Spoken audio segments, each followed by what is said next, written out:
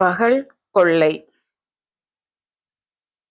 ஊரிலிருந்து மகள் தனம் வருகிறாள் என்ற போன் வந்ததிலிருந்து பரபரப்பானார் சிவகாமி. பல்லவி, இங்க வா, முதல்ல அந்த 2 கரண்டியும் எடுத்து உள்ள வையே. எதுக்குத்த உள்ள வைக்கணும்? கரண்டி பத்தலேன்னு தானே கூட 2 கரண்டி வாங்கணும். பேசாம நான் சொன்னதை செய். அத்தை ஏன் இப்படி சொல்கிறார்கள் என்று யோசித்து கொண்டே கரண்டியை எடுத்து உள்ளே வைத்தாள் பல்லவி. அப்புறம் பல்லவி, எனக்கு நீ பர்த்டேக்கு 2 சாரி கிஃப்டா கொடுத்தல்ல, அதுல ஒரு சாரி எடுத்து உன்னோட பீரோல வையேன். என் ட்ரெஸ் கூட வைக்கணுமா? எதுக்கத்த? சொன்னதை செய்யுமா, குறுக்க கேள்வி கேட்டுட்டே இருக்காத. எந்த கலரை எடுத்து வைக்கணும் அத்த?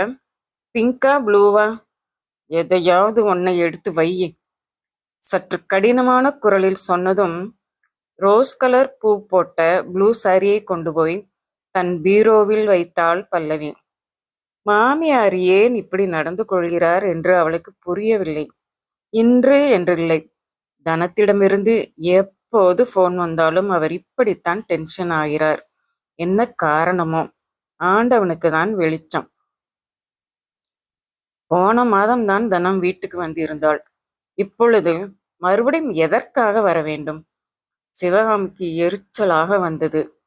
சென்ற முறை வந்தபோது அவர் ஆசையாக வாங்கி வைத்திருந்த 2 எவர் சில்வர் கிண்ணங்களை எடுத்துக்கொண்டு போய்விட்டாள்.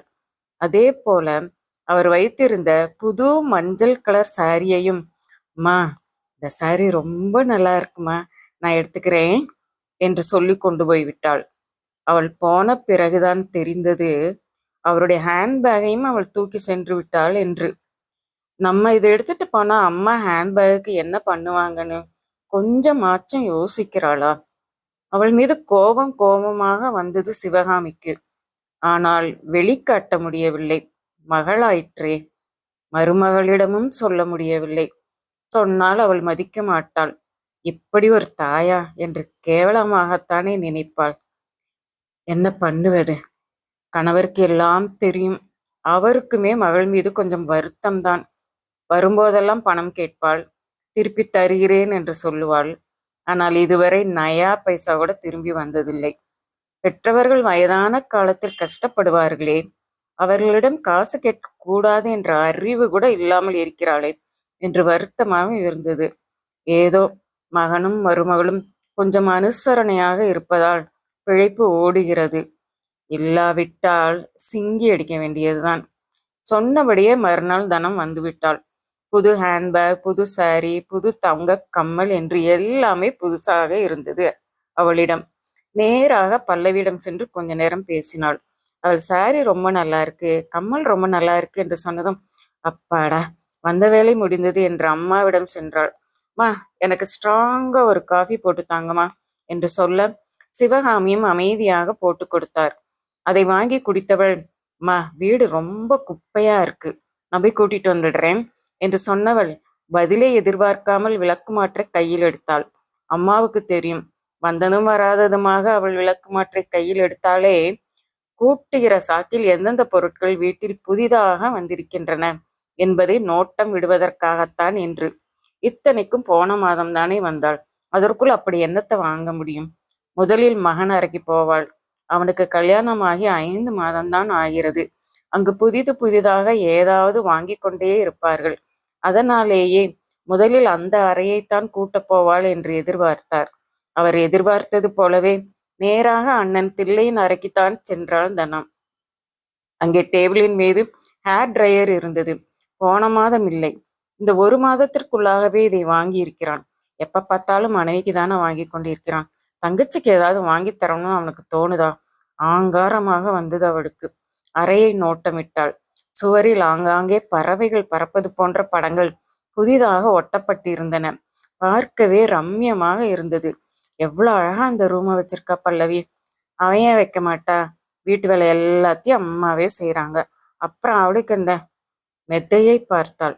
அதில் மெதுவாக அமர்ந்தாள். ரொம்ப சாஃப்டாக இருந்தது. இப்படி ஒரு மெத்தையில படுக்க எத்தனை ஜென்மத்துல புண்ணியம் பண்ணி இருக்கணுமோ தெரியவில்லை. அதில் படுத்தாள். ஆனாலும் மனதுக்குள்ளே கொஞ்சம் குறுகுறுவென்று இருந்தது. அதனால் உடனே எழுந்து விட்டாள். அட்டாச்ட் பாத்ரூமில் பல்லவி குளித்துக் கொண்டிருக்கும் சத்தம் கேட்டது. அவள் வருவதற்குள் பீரோவை திறந்து பார்த்துவிட வேண்டும். வேகமாக பீரோவை திறந்து செக் பண்ணினாள். அங்கு புதிதாக தெரிந்த ரோஸ் நிற பூக்கள் போட்ட ஒரு ப்ளூ சாரியை பார்த்ததும் உடனே அதை எடுத்துக்கொண்டு பீரோவை மிக மெதுவாக மூடிவிட்டு வேக வேகமாக வெளியே வந்து அந்த சாரியை தன் சூட்கேஸில் வைத்தாள் தனம். பிறகு மற்ற அறைகளை பேருக்கு பெருக்கினாள். மகள் வந்திருக்கிறாள் என்று லஞ்சுக்கு சிக்கன் பண்ணினார் சிவகாமி. இல்லாவிட்டால் அவள் ஏக ரகளை பண்ணிவிடுவாள். வயிறார சாப்பிட்டு விட்டு ஒரு டிஃபன் பாக்ஸிலும் எடுத்து வைத்து கொண்டாள் தனம். பல்லவிக்கு இதெல்லாம் பார்ப்பதற்கு வினோதமாக இருந்தது. என்ன இவள் கொஞ்சம் கூட டீசன்சி இல்லாமல் நடந்து கொள்கிறாள், எப்போதடா இவள் கிளம்புவாள் என்று மாமியார் தவிப்பது ஏன் என்பதும் இப்போது கொஞ்சம் பல்லவிக்கு விளங்கியது. 2 நேரத்துக்கு ஆக்கி வைத்திருந்த குழம்பை இப்போது 1 நேரத்துக்கு மட்டும் வருமாறு செய்துவிட்டு போகிறாளே, இரவு மறுபடியும் செய்ய வேண்டுமே, கவலையாக இருந்தது சிவகாமிக்கு. மாலை நேரமானதும் காஃபி குடித்துவிட்டு ஒரு வழியாக கிளம்பினாள் தனம். எனக்கு இங்க 2 நாள் தங்கிட்டு போகணும்னு தான் ஆசை. ஆனா என்ன பண்ண, இந்த வீட்டுல தான் வசதியே இல்லையே. படுத்தா அண்ணன் பெட்ரூம்ல தான் படுக்கணும். வேற எங்க படுத்தாலும் எனக்கு தூக்கம் வராது. அதனால அம்மா, நெக்ஸ்ட் டைம் நான் வர்றப்ப அண்ணன் ரூம்ல தாம்மா தங்குவேன். அதை நீங்க இப்பவே அவங்கிட்ட சொல்லிடுங்க. இதை கேட்டு பல்லவி கொதித்து போய் நின்று கொண்டிருக்கும் போதே தொடர்ந்தாள் தனம். அப்புறம் இன்னொரு விஷயமா, அண்ணன் ரூம்ல இருக்கிற மாதிரி ஒரு மெத்தைய உங்களை வாங்கி தர சொன்னாரு உங்க மாப்பிள்ள. மெத்தையா? இப்ப எதுக்கு? அதிர்ந்து போய் சிவகாமி கேட்க, நீங்க தான் எங்களுக்கு சீர் கொடுத்தப்ப மெத்த தரலையே. உனக்கு தான் கல்யாணம் ஆகி 7 வருஷம் ஆச்சே, இப்ப என்ன சீரை பத்தி பேசிட்டு இருக்க? என்ன எல்லாம் செய்ய முடியுமா நல்லபடியா செஞ்சு அனுப்புனீங்க, அது எனக்கு தெரியுமா, உங்க மாப்பிள்ளைக்கு தெரியலையே. அதனால அவர் சொன்னாரு, பல்லவிக்கு அவங்க வீட்டுல நல்ல மெத்தைய சீரா கொடுத்துருக்காங்க இல்லையா, அதே மாதிரி உங்க வீட்லயும் கொடுக்க சொல்லுன்னு சொல்லி அனுப்புனாருமா. அதை சொல்லத்தான் நானும் வந்தேன். சரிங்களா, கிளம்புறேன். இனி எப்ப வருவேன்னு தெரியல, அடிக்கடி வர முடியுது. அப்பா, ஒரு 500 ரூபாய் கொடுங்கப்பா, பஸ் சேஞ்ச் இல்லை. கிளம்பி விட்டாள் தனம். இப்படியும் சில மகள்கள் இருக்கிறார்கள். திருமணத்திற்கு பின்பும் பெற்றவர்களை அலற வைத்து கொண்டு